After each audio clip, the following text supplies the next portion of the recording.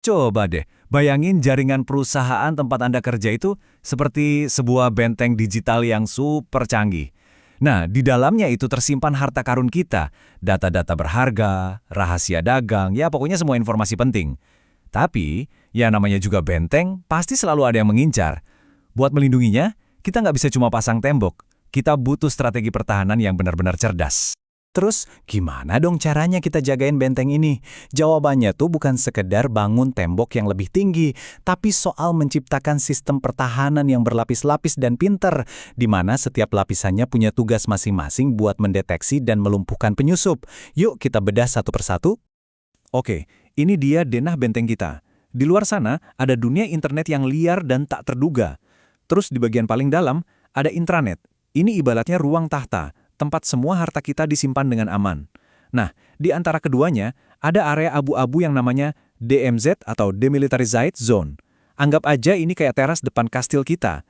Disinilah kita menerima tamu, kayak website publik perusahaan, tanpa harus ngasih mereka kunci buat masuk ke seluruh istana. Setiap benteng yang hebat butuh tembok yang kokoh dan penjaga gerbang yang super waspada kan? Nah, dalam dunia digital, peran ini dipegang oleh yang namanya firewall. Inilah garis pertahanan pertama kita.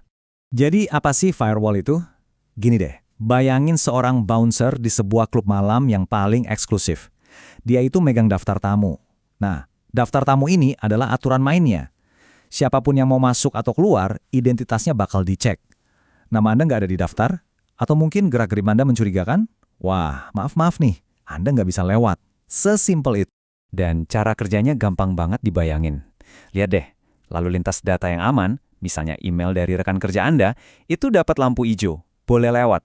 Tapi, kalau ada sesuatu yang mencurigakan terdeteksi, wus, langsung dapat stempel merah, ditolak mentah-mentah. Paket data itu bahkan nggak akan sempat menyentuh gerbang utama kita. Tapi, penting buat kita tahu nih, nggak semua firewall itu diciptakan sama. Ada yang namanya firewall jaringan. Ini ibarat tembok raksasa yang ngelilingin seluruh kompleks benteng. Terus ada juga firewall host. Ini lebih kayak kunci keamanan pribadi yang dipasang di pintu setiap kamar di dalam benteng. Yang satu melindungi secara kolektif, yang satu lagi melindungi secara individu. Dua-duanya sama-sama penting. Oke, anggap aja nih, ada penyusup yang super licik. Gimana caranya dia berhasil nyelinap lewatin gerbang utama? Wah, apa kita udah kalah? Tenang dulu. Tentu aja belum, karena di dalam kita udah pasang mata-mata yang siap mengawasi setiap gerak-gerik mencurigakan.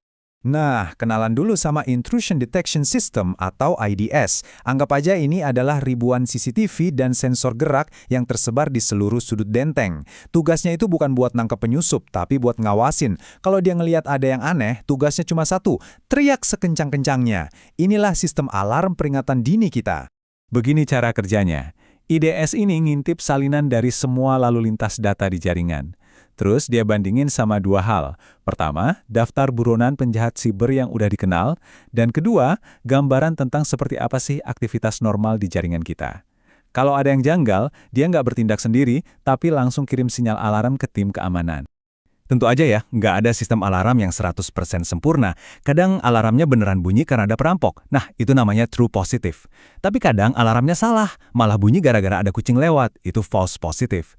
Dan yang paling bahaya dari semuanya adalah false negative. Perampoknya berhasil masuk, alarmnya diam aja. Nah, menyeimbangkan ketiga hal ini adalah tantangan terbesarnya.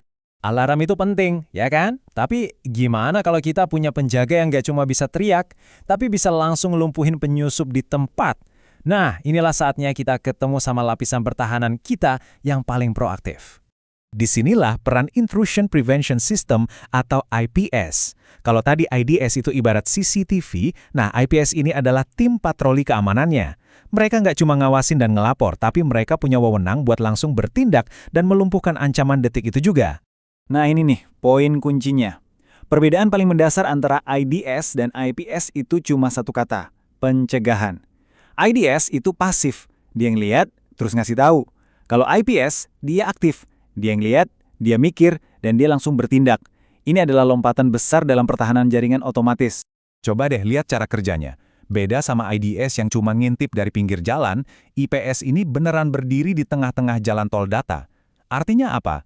Begitu dia mendeteksi sesuatu yang bahaya, dia bisa langsung ambil tindakan, misalnya membuang paket data jahat itu, atau langsung memutus koneksi si penyerang. Serangan itu dihentikan bahkan sebelum sempat dimulai. Firewall, IDS, IPS. tembok, mata-mata, sama pasukan penjaga. Kedengarannya benteng digital kita ini udah aman banget ya. Eits, tunggu dulu.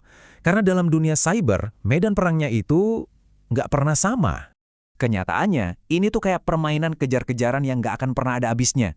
Setiap kali kita berhasil bangun tembok yang lebih tinggi, para penyerang selalu nemuin cara buat bikin tangga yang lebih panjang.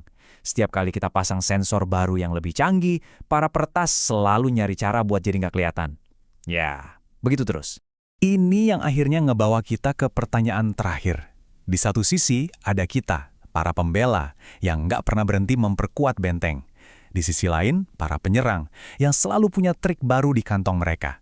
Jadi, pertanyaannya, dalam perlombaan senjata digital ini, siapa sih yang sebenarnya menang? Ataukah kita memang ditakdirkan untuk selamanya waspada? Coba Anda renungkan.